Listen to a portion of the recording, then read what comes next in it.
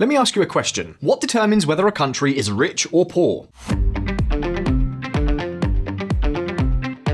I'm sure that many of you think that the answer is very simple. The secret lies in natural resources. That is, the more oil, gold, or natural gas a country has, the easier it will be to prosper and become rich. Makes sense, doesn't it? Well, the truth is perhaps not so logical. You see, I'm sorry to tell you, but if you think that natural resources are good news for the development of countries, you are very, very mistaken. Now the question is, why? Let's take for example the case of the Arab countries. The country with the second largest oil reserves in the world is Saudi Arabia. And although in the popular mentality of the West, the Saudis are all as rich as can be and all have 4 Ferraris in each garage thanks to petrodollars, the truth is that their wealth per capita is considerably less than that of countries as insignificant as Italy or Spain. You don't believe me? Well, judge for yourselves. As you can see, Saudi Arabia's gross domestic product is not particularly high, despite the fact that it has the second largest oil reserves in the world. So let me ask you another question. If the Saudis have the second largest amount of oil, can you guess which country is first on the list? Place your bets. Venezuela, the country with the most oil in the world, is forced to buy gasoline from Spain and Russia. Yes, indeed, Venezuela, the country with the most oil in the world, is, at the same time, one of the poorest, if not the poorest, in the Western world. And take note, because that is not all. If we go to the list of the richest countries or territories in the world, in the top 10, we find countries like Switzerland, Ireland, Hong Kong, Singapore, and Liechtenstein. And honestly, can anyone guess what oil, natural gas, or gold these countries export? None at all. In fact, they are countries that are characterized by precisely the opposite, by depending on the rest of the world for practically all of their raw materials.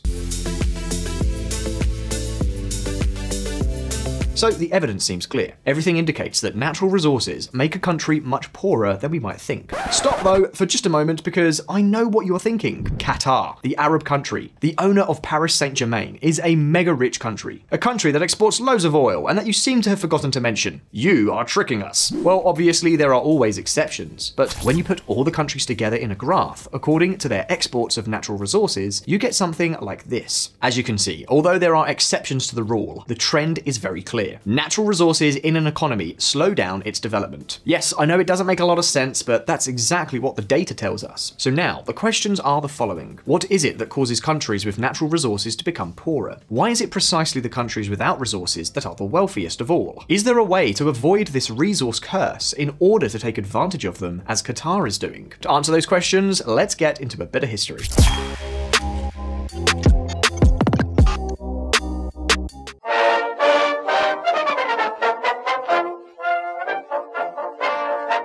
Up until the first half of the 20th century, like most people, economists thought that natural resources were a boon to economic activity. However, as we've already seen, they were wrong. But you know what? They didn't discover they were wrong until an event happened that would change the textbooks forever. It turns out that in the late 1950s, in Slochteren, the Netherlands, a huge source of natural gas was found. Until then, the Dutch lands were not particularly noted for their natural resources, but the discovery of natural gas presented them with an extraordinary opportunity that they were quick to seize. So, as we say, no sooner said than done. The Netherlands became a European natural gas exporting power, something like Russia is today, but on a smaller scale of course. And at the beginning, everything went well. International wealth was pouring in, but, VisualEconomik fans, the resource curse soon appeared. The fact is that, against all logic and without apparent explanation, the manufacturing industry began to lose money overnight. Many workers who were employed in domestic industry began to lose their jobs, despite the gas wealth. To be more specific, while in 1964, the Netherlands had 1.8 million workers in industry, by the mid-1980s, that figure had plummeted to 1.3 million. We're talking about a drop of about 25%, and that's despite the fact that the population was growing. As you can see from the graph, from the time of the discovery of natural gas, Dutch industry went into decline. In a way, it was as if the arrival of gas had started to liquefy jobs in Dutch industry. Since then, the resource curse has been known in economic jargon as Dutch disease. Although the story we've just told you seems almost surreal, do not think that the case of the Netherlands was an exception. In 1975, frost hit Brazil. This caused the coffee crops to fail, causing the world price of this raw material to increase by more than 150%. Now, while the frosts came and destroyed Brazil's crops, Colombia's crops continued as usual. In other words, Colombia began to earn a lot of money thanks to the increase in the price of coffee. To be specific, the annual growth of the Colombian coffee industry has multiplied by almost 3, making its harvests a very, very valuable natural resource. And the question is, did Colombia suffer from the Dutch disease? Did its industry suffer after the coffee boom? Well, the truth is that the data seems to tell us clearly that it did. Take a look. Following the growth of the coffee sector, the vast majority of the Colombian manufacturing industry suffered a dizzying deceleration. Again, it was as if the natural resource had taken energy away from the rest of the economy. But why exactly did that happen? What is the cause of the Dutch disease that leads countries with natural resources to lose their industry? Let's take a look. The classic theory of evil.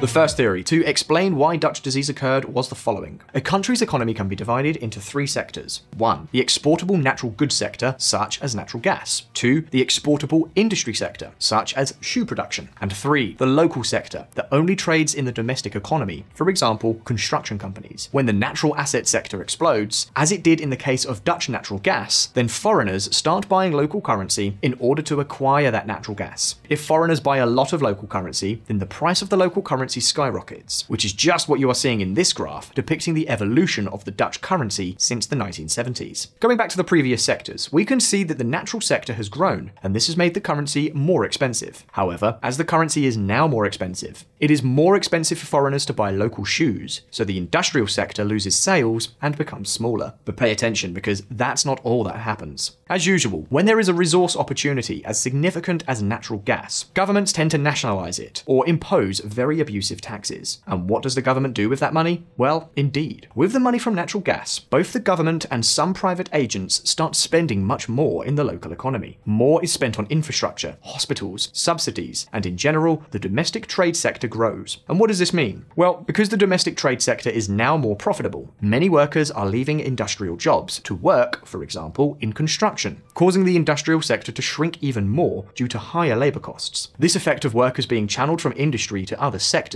is something we have seen lately in countries like Spain. And you will say, Spain? But Spain does not export natural resources.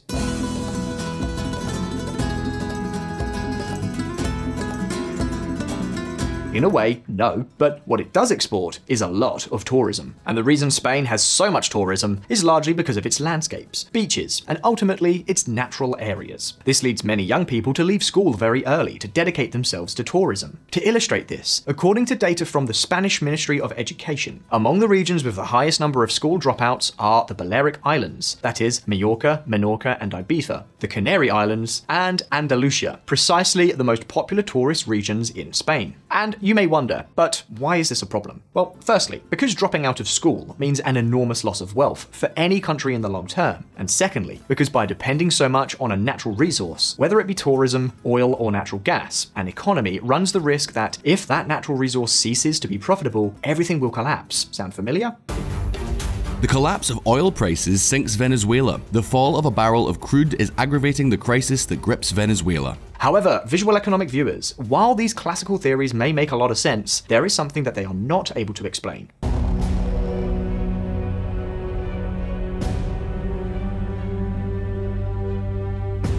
You see, at the beginning of the 20th century, Norway was one of those European countries with no say in the regional economy. A country to the north of that, frankly, nobody paid much attention to. However, just a few decades later, the world hit the oil boom, and guess what? In the Norwegian territories, there was dinosaur juice in abundance. Oil made the Scandinavian country wealthy beyond measure. Today, Norway is not only the continent's largest oil producer, it is also Europe's most prosperous major economy after Ireland. According to the theories, Norway should now be a country in decline, like Venezuela or Saudi Arabia. But the opposite is true. The question is, why? What on earth is Norway doing to avoid Dutch disease? Are natural resources really a bane to economies? Listen up.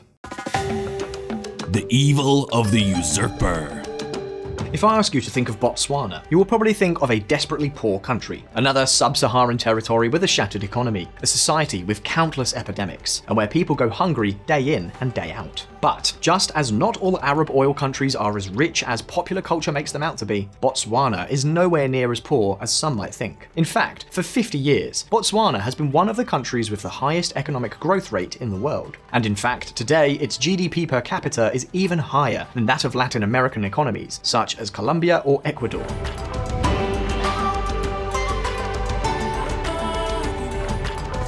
Given that quick overview, would you be able to tell me what is the main economic sector in Botswana? Well, as you may have already guessed, it is diamonds. The export of this precious stone accounts for up to 40% of its economy. Like Norway, or at least as far as the African environment is concerned, it seems that Botswana has not been particularly affected by the natural resource curse.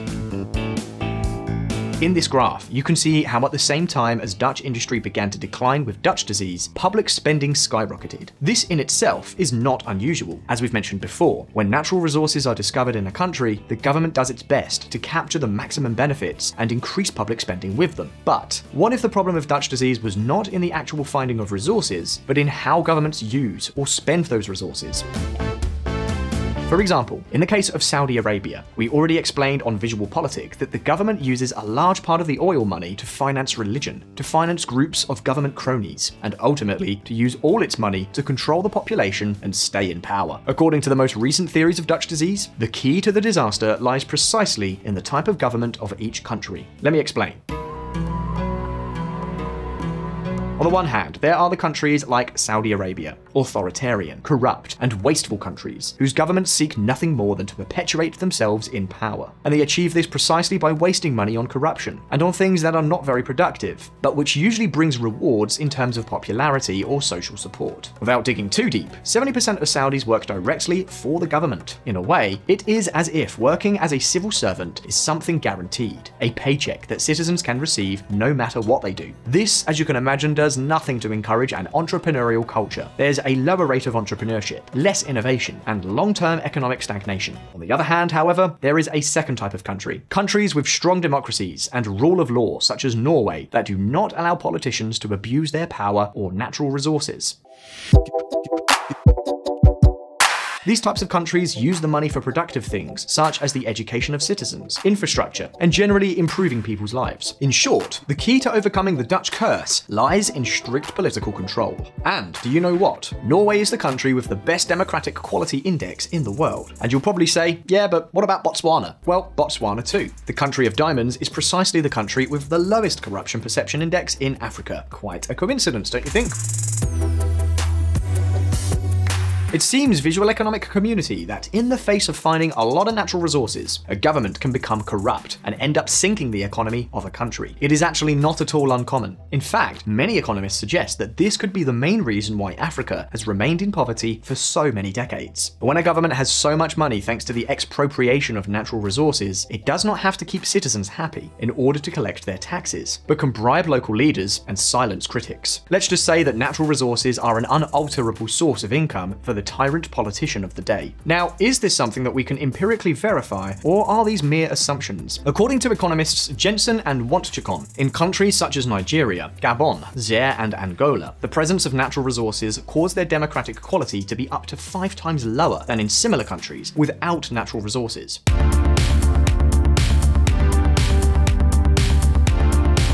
In particular, the case of Nigeria was very, very interesting, because from the 1960s onwards, this African country was able to start exploiting and making its oil reserves profitable. To give you an idea, its exports went from 1% of GDP in 1960 to more than 90% in just 20 years.